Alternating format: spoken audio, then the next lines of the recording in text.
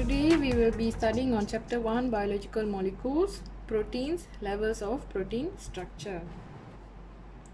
So the learning outcomes for today's video will be differentiate the various levels of organization of protein structure, secondary, and relate the functions of each structure to the organization of proteins. So the level of protein structure that we will be studying today is secondary structure. So secondary structure is nothing but the primary structure is coiled and folded. Alright. So if you see here, the primary structure now is folded and some part of it is coiled. Right. So coiled means it is in a spiral form. Right. So this folded we call it as beta pleated sheets. Whereas for this spiral type of shape, we call it as alpha helix. Right? So coiling is called as alpha helix. Folding of the structure is called as beta pleated sheets. So the alpha helix is formed by hydrogen bonding. So we know that hydrogen bond is formed from hydrogen with a electronegative atom, right? The most electronegative atom. So in this part we know that oxygen is the most electronegative atom. So the hydrogen bond is formed from the carbonyl group and the amide group of the amino acid. Alright. So the hydrogen bond is formed 4 positions away between this carbonyl group and the amide group. What does it mean by 4 positions away is the first carbonyl group of the oxygen will be bonded with the 5th amide group of the hydrogen. So if we see here, this is 1 amino acid, the 2nd amino acid, 3rd amino acid, 4th amino acid and the 5th amino acid. So here I did not write about the R groups because R groups are not involved in this structure, alpha helix structure. We only will be focused on the carbonyl group and the amide group. So if we see here, the first carbonyl group of the amino acid is bonded with the 5th amide group of the hydrogen. So now when it is bonded in this way, obviously it will not be in a straight form. It will be in a spiral form. So this spiral form is called as alpha helix. Helix means what? Helix means spiral, right? It is coiled. Alright. So now if we see how to draw this helix structure is, we know that the hydrogen bond is formed from the first carbonyl group with the 5th amide group, right? So this is considered as the first amino acid, and then the next, 2nd, then 3rd, 4th, 5th, right? So now we see this is the first carbonyl group, right? And this is the 5th this is the 5th amide group. So the hydrogen bond is formed between the 1st and the 5th amide group, right? So this is called as the hydrogen bond. So how to draw the next hydrogen bond is, now this was considered the first. The next one will be this. So the one next to the 2nd amino acid now will be considered as the first amino acid. So now if we consider this as the first, means here is 1, 2, 3, 4 and 5, right? So this amide group hydrogen will be bonded with the first carbonyl group. So this is how you must draw the helix structure. So alpha helix may exist in the entire length of the primary structure, such as fibrous protein. An example of fibrous protein is keratin, and alpha helix may exist in the certain portions of the globular proteins. An example of globular proteins are enzymes. So the proportion of alpha helix structure varies for different proteins. In this diagram I will explain in a while, because now you need to differentiate between what is fibrous protein and globular proteins.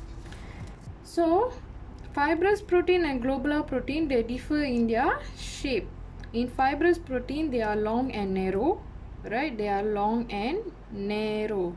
Whereas the shape of globular protein is there are round and spherical. Globular means what? Globe, right? Globe means what? Globe means they are round and either they are round or spherical. So this is the common shape of the globular proteins, whereas this is the common shape of the fibrous protein. They are long and narrow. So the purpose of fibrous protein is they are structural. They give strength and support, right? Whereas the purpose of globular protein is they are functional, which means they can function as a catalyst and they can function as a transport. So example of fibrous proteins are keratin, myosin, actin, collagen, fibrin, elastin. Whereas for globular, all enzymes are globular: immunoglobulin, hemoglobin, insulin, myoglobin. So whenever you find the word globin at the end of the word, it is considered as a globular protein. So the fibrous protein, they are insoluble in water, whereas for globular they are soluble in water. So if come back to this diagram, we can know that alpha helix may exist in the entire length of the primary structure, which is fibrous protein. I will explain this further in the next in a while more. Now I will explain about this diagram. So we know that an example of globular proteins are enzymes. So enzyme and its substrate, right? So if we zoom the enzyme, we know the enzymes are globular protein. So if we zoom the structure of the enzyme, we can notice that the alpha helix will be formed only in the certain portions of the overall structure, right? So these are all the common coiling, okay? Whereas the alpha helix will only be found a part of the overall structure. So now we will be seeing about the fibrous protein. So example of fibrous protein is keratin. So keratin has very high proportion of alpha helix structure, right? So keratin is found in tendons. Tendons is nothing but the tissue that connects the bone and the muscle.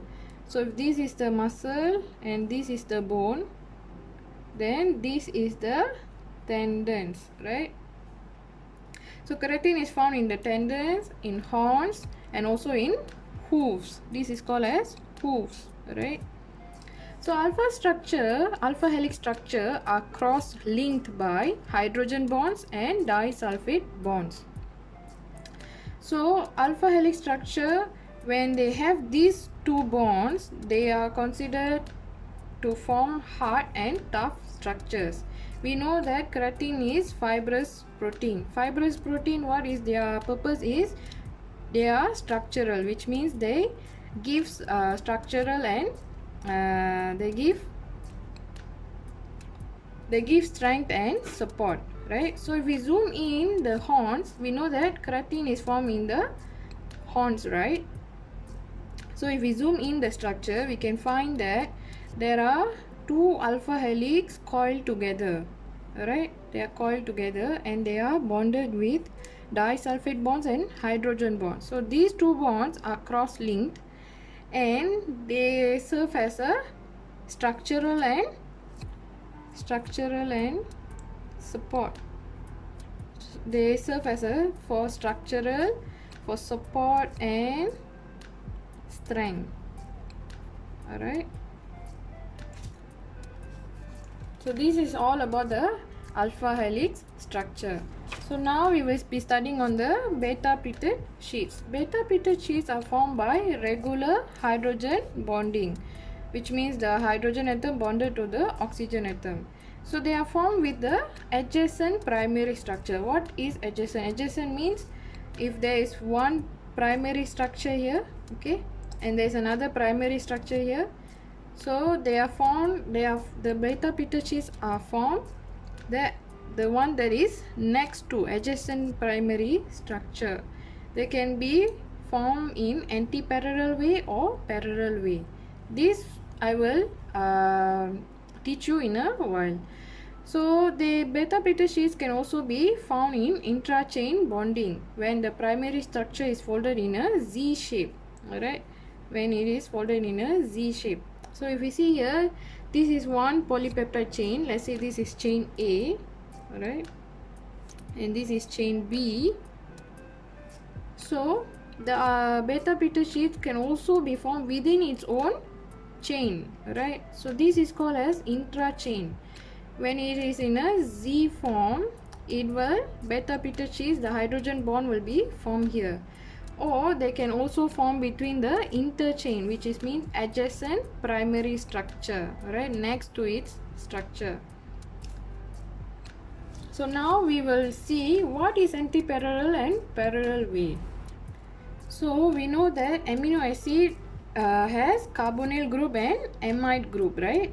So when the amino acid starts from the C terminus, which is from the carbonyl group, and ends with the N terminus, which is called as amide group, and the next adjacent primary structure, the amino acid starts from the C terminus and ends with the N terminus, then it is called as parallel. The hydrogen bond will be formed between the oxygen and the hydrogen. It is regular.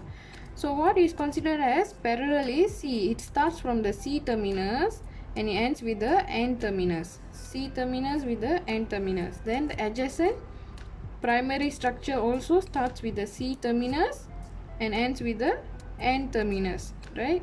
So they are considered as parallel. So C N and C N. So there are hydrogen bonds, alright, hydrogen bonds connecting these two primary structures.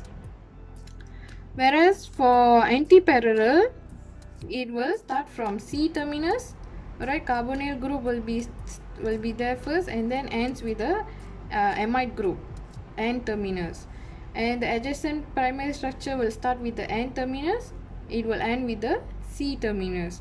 So C starts with the C terminus, ends with the N terminus, starts the next adjacent primary structure starts from the N terminus and ends with the C terminus. So hydrogen bond will be formed between these two structures. So these are called as antiparallel. They do not start from the same terminus. So this is why we call it as antiparallel way and parallel way, which means here now, let's say it starts from a C terminus, ends with a N terminus, and this starts with a C terminus and ends with a N terminus, right? So see, now there are anti-parallel, whereas for this, in parallel way, they start from C terminus, ends with a N terminus, and starts with a C terminus and ends with a N terminus. So now you see there are parallel. So these are called as hydrogen bond in beta bitter sheets are formed in antiparallel way or parallel way.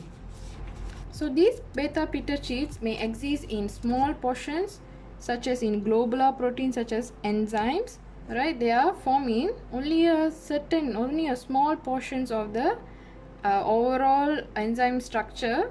We can find beta bitter sheets, whereas beta bitter sheets may exist in the entire portions of fibrous protein. So an example of fibrous protein here is silk protein, or we can call it as fibron. Silk protein is obtained from cocoons or silkworms, right? So if we zoom in the structure of the cocoons, we can find that the structure of the cocoons, there are many beta bitter sheets found in the structure of the cocoon, right? So we can conclude that the higher the proportion of secondary structure, the more fibrous the protein becomes. So the more fibrous the protein becomes, we know that fibrous protein are they function as structural, right? They give what? They give strength and support. So what happens? The protein will become hard and tough. Alright, so that's all about today's video. You have studied about alpha helix and beta bitter sheets. If you find this video helpful, please like, share, comment and subscribe to my channel. Thank you.